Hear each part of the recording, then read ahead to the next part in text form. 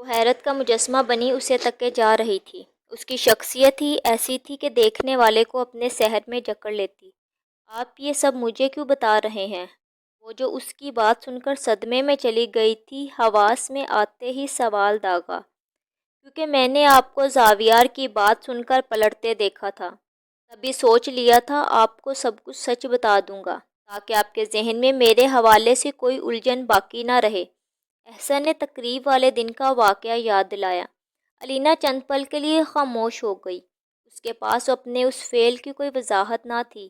وہ کیسے بتاتی کہ وہ صدمہ ہی اس قدر گہرا تھا جو دل کو چور کر گیا؟ مجھے آپ سے کسی قسم کی بھی وضاحت نہیں چاہیے۔ اگر کبھی ضرورت پڑی تو خود ہی پوچھ لوں گی۔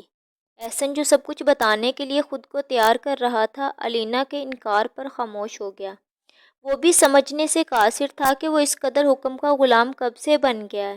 اسے تو ہمیشہ سے اپنی من مانی کرنے کی عادت تھی، مگر اب جب سے یہ لڑکی اس کی زندگی میں آئی تھی، وہ اس چھوٹی سی لڑکی کے اشاروں پر ناچ رہا تھا۔ وہ علینا کے سامنے ہمیشہ بے بس ہو جاتا، جیسا وہ کہتی ویسا چپ چاپ کرتا جاتا۔ آپ زاویار کو پہلے سے جانتے ہیں؟ علینا کے سوال پر سوچوں کا ارتکاز ٹوٹا۔ ہاں، بچپن کا دوست تھا ہمارا، بچپن، لڑکپن اور پھر جوانی۔ اس سارے سفر میں وہ ہمیشہ میرے ساتھ ہوتا۔ احسن نے ماضی کے سنہری لمحات کو یاد کیا۔ ماضی کی حقیقت فقط یہ ہے کہ گزر جانے کے بعد اس کی بدصورتی بھی خوبصورت لگنے لگتی ہے۔ وہ تو پھر اچھے وقت کے دوست تھے، ان ایام کا جب کائنات کی ہر چیز پر دلکشی چھا جاتی ہے اور فطرت اپنے تمام تر حسن کے ساتھ زمین پر جلوہ افروز ہو جاتی ہے۔ وہ تو ابھی بھی زندہ ہے، پھر تھا کیسے ہو گیا؟ وہ تو زندہ ہی ہے، پر ہمارے درمیان موجود دوستی کا اٹوٹ رشتہ اپنی موت آپ مر گیا۔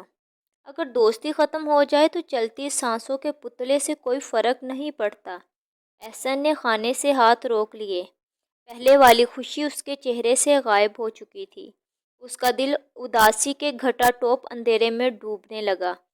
جس شخص کی کمی کے خول کو بھرنے کے لیے اس نے بزنس کی ریس میں قدم جمائے تھے، اب وہ اکھڑنے لگے تھے۔ اسے یقین ہو چلا تھا کہ زاویار ملک کو وہ اپنی زندگی سے نکال چکا ہے، مگر اب اس کے سامنے آ جانے سے بھی فرق نہیں پڑے گا۔ آج اس کا وہ بھرم ٹوٹنے لگا۔ وہ سمجھ گیا کہ اس کی اور زاویار کی دوستی آج بھی اسی موڑ پر ان دونوں کی واپسی کی منتظر ہے جہاں سے انہوں نے قدم موڑے تھے۔ پہلے والا تو سب وقتی گمان تھا جو پل بھر میں ختم ہو گیا۔ آپ شاید بھول رہے ہیں، زندگی میں انسان تو مر سکتے ہیں، مگر دوستی جیسا پاکیزہ رشتہ کبھی نہیں مرتا۔ علینا نے اس کے بکھرتے وجود پر نظر جما لی۔ اس مضبوط انسان کے حسین نقوش اس کرب کو چھپانے میں ناکام ہو رہے تھے۔ علینا کو آج پتہ چلا کہ مرد بھی اپنے دل کا درد چھپاتے ہیں، ان کو بھی تکلیف ہوتی ہے، مگر ظاہر نہیں ہونے دیتے۔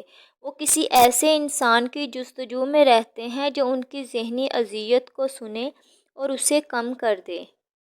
کوئی بھی رشتہ تب مرتا ہے جب آپ کو شدت سے اس کی ضرورت ہو اور وہ آپ کو آپ کے برے وقت میں ہی تنہا چھوڑ دے، بلکہ تنہا چھوڑنا تو درکنار وہ غیروں کی صف میں کھڑا ہو کر آپ کے خلاف نفرت کا علم بلند کر دے، اور یہ جانتے ہوئے بھی کہ آپ بے قصور ہیں۔ تب ایسا کوئی بھی رشتہ زندہ نہیں بچتا جس پر اعتماد کیا جا سکے۔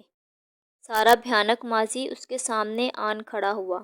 وہ جو علینا سے اپنی گفتگو کرنا چاہتا تھا، اب سمجھا کہ اس کی پہلے کی تمام عمر تو زاویار کے ساتھ گزری اور باقی کے چند سال اس کی ذات سے فرار میں صرف ہو گئے۔ ایسے میں وہ اپنی باتیں کہاں سے لاتا؟ دل کی گھٹن بڑھ جائے تو رابطہ کرنا اچھا رہتا ہے۔ آپ بھی اس سے بات کر کے دیکھ لیں، مجھے یقین ہے آپ کے سارے پچھتاوے دھل جائیں گے۔ علینا نے اس کے بکھرتے وجود کی ڈھارس بندھائی۔ اور اگر میرے مسائل حل نہ ہوئے تو؟ وہ اپنی پرانی ٹون میں واپس آیا۔ پھر بھی آپ ذہنی اطمینان میں آ جائیں گے۔ علینا جو جذبات میں بہتی ہوئی اس کے قریب ہو گئی تھی، فوراً دور ہو کر بیٹھی۔ ٹھیک ہے، میں تمہارے اس مشورے پر عمل کروں گا۔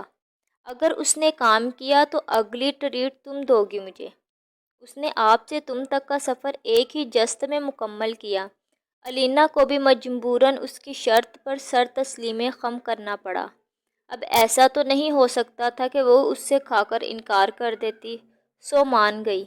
آپ کو پتہ ہے میں آپ کی مدر کا اسکول جوائن کرنے والی ہوں، الینا نے خوشی سے بتایا۔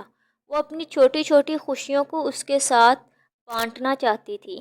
تم اس عمر میں اسکول میں ایڈمیشن لیتی اچھی لگو گی، احسن نے مصنوعی سنجیدگی سے کہا۔ وہ اپنی مسکراہٹ کو بمشکل دبانے کی کوشش کر رہا تھا۔ اس کے جواب سے وہ روحان سی ہوئی۔